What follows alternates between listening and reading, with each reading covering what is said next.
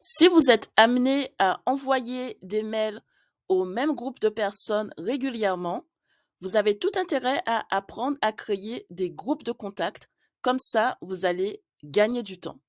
Si vous n'avez pas de groupe de contact, aujourd'hui, ce que vous êtes obligé de faire, c'est créer un nouveau message et taper chaque adresse. Vous voyez, par exemple, on va taper des adresses fictives pour l'exemple. Sarah Martin, voilà, Janie, Sandra. Vous voyez que ça prend un temps fou. Imaginez si vous devez écrire à 20-30 personnes. En plus, vous risquez d'oublier des personnes. Alors que si vous avez un groupe de contacts, ce que vous faites, vous cliquez sur le A. Par défaut, Google vous affiche l'ensemble de vos contacts. Et quand vous cliquez sur mes contacts, vous allez avoir ici tous vos groupes. Alors, sur ce compte, je n'ai qu'un groupe, Sales Team, équipe de vente. Et je sélectionne les personnes qui font partie du groupe Sales Team. Et ensuite, je clique sur Insérer. Et Google va intégrer naturellement toutes les personnes qui font partie de ce groupe de contacts. Donc, vous voyez, ça prend 3 secondes.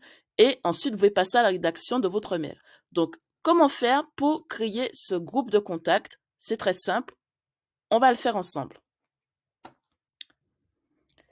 La première chose à faire, c'est de se rendre dans l'espace Contact de Google. Alors, depuis Gmail, pour y accéder, soit vous cliquez sur l'icône des applications de Google en haut à droite et vous recherchez Contact, ou soit directement dans la barre de navigation, vous pouvez taper contact.google.com. Donc, vous arrivez sur cet espace, vous cliquez sur ici dans Libellé, créer un libellé. Donc, on va dire qu'on souhaite créer le libellé pour l'équipe de vente. Donc, on va l'appeler Sales Team. Et on clique sur Enregistrer et vous voyez que mon libellé a été créé. Ensuite, nous allons créer nos contacts. On va dire que dans notre équipe, il y a Sarah. On va mettre un mail fictif pour l'exemple, sarah.live.fr. Et c'est ici qu'il faut faire attention à bien attribuer le contact Sarah à l'équipe Sales Team. Donc pour cela, on clique sur Sales Team, on clique ensuite sur Application. Donc vous voyez, Sarah a été identifiée en Sales Team et on clique sur Enregistrer. Si je vais cliquer sur le libellé Sales Team, je vois que Sarah apparaît. Ensuite, on va créer un autre contact pour ajouter quelqu'un dans notre équipe Sales Team. On va l'appeler Dominique. On refait l'opération dominique@live.fr par exemple. Et on voit qu'il est déjà par défaut mis dans l'équipe Sales Team. On enregistre.